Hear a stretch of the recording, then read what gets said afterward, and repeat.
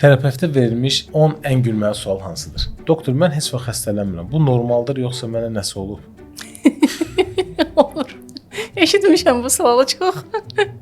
Bu məncə təşviş halıdır. Bunu artıq psixoloqa sual vermək lazımdır. Terapeutə yox. Əgər gündə 8 saat yatmaq lazımdırsa, mən həftə sonu 16 saat yatıb həftəlik normanı tamamlaya bilərəm. Əfsuslar olsun, yox. Vitaminləri bir dəfəyə çox yesəm, uzun müddət ehtiyatı saxlayarmı? Bu sadəcə vitamin D-yə aiddir, qalanlardan yox. Uzun müddət qəbul eləsəz hipervitaminoz yarada bilərsiniz. Bu da avitaminoz qədər ağır bir prosesdir. Soyuq su içmə boğaza ziyandırsa, bəs niyə dondurma faydalıdır? Soyuq su içmək boğaza ziyan deyil. Sadəcə bu öyrəşmək istəyirsinizsə, bunu yavaş-yavaş etmək lazımdır ki, xəstələnməyəsiniz. Siz özünüz həkimə gedirsiniz, yoxsa deyirsiniz ki, mən özüm hər şeyi bilirəm? Əfsuslar olsun, elə deyirəm.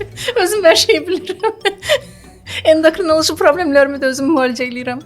Doktor, mən niyə həkimə gələn kimi bütün ağrılarım keçir? Qorxudan, qorxu hissindən ağrını hiss etmirsiniz. Ağrılar keçmir, yerindədir. Vitaminlər doğrudan da işə yarayır, yoxsa bu bir marketinqdir? Yox, əsla marketinq deyil. Vitaminlər doğrudan da işə yarayır, bədənin ehtiyacıdır. Sizcə anam belə deyir, tibbi dəlillə sübut olunur?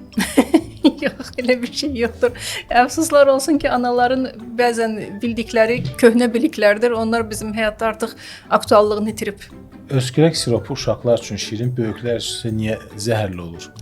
Bu məncə şampunlara da aiddir. Göz yandırmayan şampunlar varsa niyə böyüklərin həmişə yandırır? Həkimlər həqiqətən hər yeməkdən əvvəl və sonra əllərini yuyur. Əlbəttə, məncə gigiyena çox vacibdir. Niyə həkimlər həmişə stres etmə deyirlər, amma bunun öhdəsindən necə gəlməyi demirlər?